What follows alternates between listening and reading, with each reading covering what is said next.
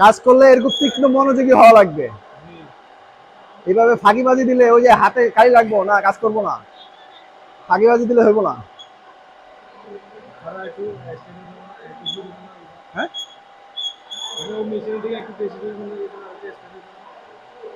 চশমাটা একটু উপর দিকে উঠে দিতে হবে। ও চশমাটা একটু উপরের দিকে উঠে দিতে হবে। হ্যাঁ ঠিক আছে, থাক।